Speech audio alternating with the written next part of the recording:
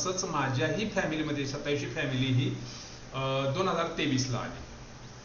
2023ला आल्यानंतर ती कशी आली, तर माझी एक मैत्रीण आहे डॉक्टर सुनीता झपाटे.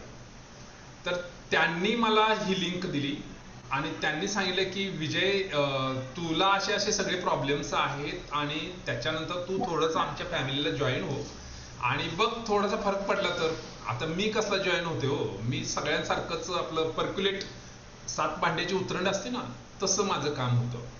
पण चला म्हटलं, हिनं जर सांगितलं, ही डॉक्टरीन बाई आहे आणि ह्या डॉक्टरीन बाईनं आपल्याला सांगितलंय, मग ऐकून बघूया.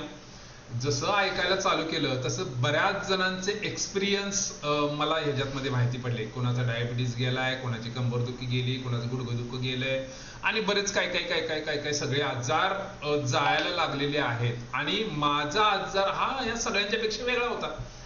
तिथं हृदयाशी रिलेटेड असा कोणाचाच आजार नव्हता आणि त्याच्यामुळे मी म्हटलं चला आपण ह्याच्यामध्ये प्रयत्न करूया आणि ह्या सगळ्या गोष्टी करूया. बघा, मी 2023 पासून या कम्युनिटीला जॉईन आहे. जवळजवळ 4 वर्ष होत आले, 3.5-4 वर्ष होत आले. पण आपल्यामधले जो एक प्रकार असतो की स्वतःचा मीपणा असतो ना, तो मीपणा कुठं ना कुठं तर आडवा येतो, तो माझ्यामध्ये झाला. 2014ला मला पहिला हार्ट अटॅक आला होता. माझं वजन होतं 96 किलो आणि 96 किलोच्या वजनाचं असताना मला भिवंडी तालुका पोलीस स्टेशनला असताना, ठाणे जिल्ह्यामध्ये आहे, मी बाय प्रोफेशनल पोलीस आहे आणि त्याच्यामुळं सगळ्या गोष्टी मला आपसूक भेटत होत्या.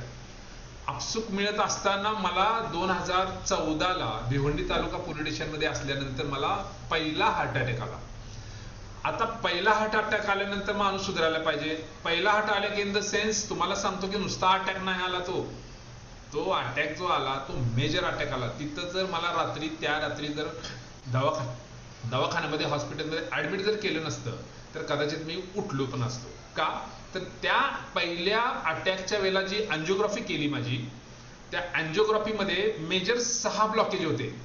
ते 6 ब्लॉकेज हे 70 ते 80, 90 आणि 100